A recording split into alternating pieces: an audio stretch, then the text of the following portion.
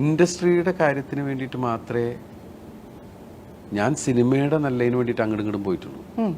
അപ്പോൾ ഒരിടയ്ക്ക് പറഞ്ഞു മമ്മൂക്ക ലാലേട്ടനൊക്കെ നമ്മളാണ് ഭരിക്കണേന്നൊക്കെ പറഞ്ഞിട്ടൊരു സമയത്ത് എനിക്ക് മനസ്സിലായിട്ടില്ല.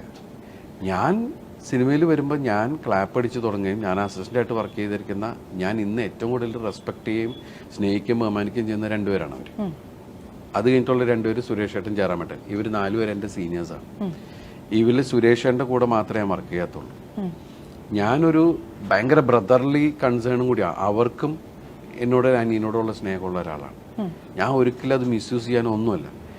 എനിക്ക് ആർക്കെന്ത് വിഷയം ഉണ്ടായില്ല. ഇവിടെ ഈവൻ നിങ്ങൾ ഡ്രൈവേഴ്സ് യൂണിയൻ്റെ അടുത്ത് വരെ പോയി ചോദിച്ചു, ആർക്കൊരു പ്രോബ്ലം ഉണ്ടെങ്കിലും ആ ഓരോ ആൾക്കാർക്കും വേണ്ടി ഞാൻ പോയിട്ട് പല കാര്യങ്ങൾ സംസാരിക്കാറുണ്ട്. എല്ലാവരും പേഴ്സണലി.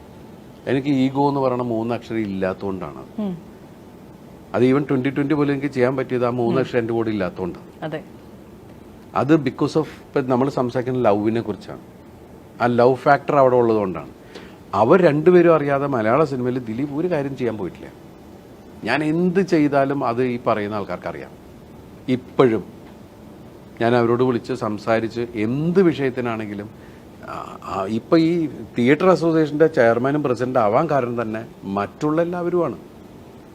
എന്നെ സംബന്ധിച്ച് എൻ്റെ പേഴ്സണൽ എല്ലാ പരിപാടികളും മാറ്റി വെച്ചിട്ട് ഞാൻ ഇതിനൊക്കെ പോയിക്കണം. 5 പൈസയുടെ വരുമാനം എനിക്കില്ല. ശത്രുത ഉണ്ടാവുക എല്ലാവരും വരിക്കണം.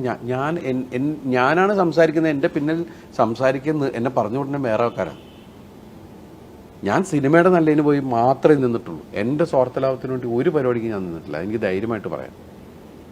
അതുകൊണ്ട് ഏത് അസോസിയേഷനിലാണെങ്കിലും ഏത് വ്യക്തിയുടെ മുമ്പിലാണെങ്കിലും ഞാൻ നേരിട്ട് കയറിച്ചില്ല. എനിക്ക് അവൻ എന്നെ കാണാൻ അങ്ങോട്ട് വരട്ടെ എന്ന് ഞാൻ ചിന്തിക്കാറില്ല. ഞാൻ ബേസിക്കലി ഇപ്പോഴും എൻ്റെ നിൽക്കുന്നത് ഞാൻ ടെക്നീഷ്യന്മാരുടെ കൂടെയും ടെക്നീഷ്യൻ്റെ സ്ഥാനത്ത് ക്യാമറയുടെ മുമ്പിലാണ് എൻ്റെ ജോലിയെങ്കിലും ഞാൻ കൂടുതൽ നിൽക്കുന്നത് ക്യാമറയുടെ പിന്നിലുള്ള ആൾക്കാരുടെ കൂടെയാണ്. കാരണം ഞാൻ അവിടെ നിന്ന് വന്ന ആളാണ്. ഞാൻ ശരിക്കും പറഞ്ഞാൽ ഏകദേശം 10 സിനിമ ചെയ്തു. അതായത് 3-5 വർഷം ഞാൻ അവരുടെ കൂട്ടത്തിൽ യൂണിറ്റ് വണ്ടിയുടെ ഉച്ചയ്ക്ക് നമ്മൾ ഭക്ഷണം കഴിച്ച് നേരെ പോയി യൂണിറ്റ് വണ്ടിയുടെ അടിയിൽ കിടന്നുറങ്ങിയിരുന്ന ഒരാളാണ്. കാരണം വെച്ചാൽ നമ്മുടെ ടീം അതാണ്. കാരണം ആരും പെട്ടെന്ന് അവിടെ അന്വേഷിക്കാതിരിക്കാൻ വേണ്ടി ഇവരുടെ കൂട്ടത്തിൽ അന്വേഷിക്കില്ല ഇത് പറയുന്ന പോലെ. അങ്ങനത്തെ ആ റീച്ച് തന്നെ ഇപ്പോഴും കിടക്കുന്ന ഒരാളാണ് നമ്മൾ. ആ ബന്ധങ്ങളും കാര്യങ്ങളൊക്കെ അങ്ങനെ തന്നെയുള്ള ആൾക്കാരാണ്. ചായ കൊണ്ടുവരുന്ന ആൾക്കാരാണ്. അവരൊക്കെ ആയിട്ടുള്ള പഴയ ബന്ധങ്ങൾ അങ്ങനെ തന്നെയാണ്. അതിൽ കുറേ ആൾക്കാർ പോയി ഇപ്പോഴും. പക്ഷെ നമ്മുടെ വർഗസ്നേഹം എന്ന് പറയുന്നത് കൂടുതൽ ഇവിടെ തന്നെയാണ്. നമ്മൾ നമ്മുടെ എൽഡേഴ്സിനായാലും ആരോടാണെങ്കിലും നമ്മൾ വിട്ട് സംസാരിച്ചതാവണോ, അത് സ്നേഹത്തിൻ്റെ പുറത്തുള്ളതാണ്. ഇപ്പം ഞാൻ പറയട്ടെ, ഒരാവശ്യമില്ലാതെ ഇപ്പം ശരിക്കും നമ്മൾ ഓവർസീസ് ബിസിനസ് ചെയ്യുന്ന അഹമ്മദ് ഗുൽഷൻ എന്ന് പറയുന്ന ഈ സിനിമയുടെ ഫാദർ ഓഫ് UAE സിനിമാസ്, അദ്ദേഹം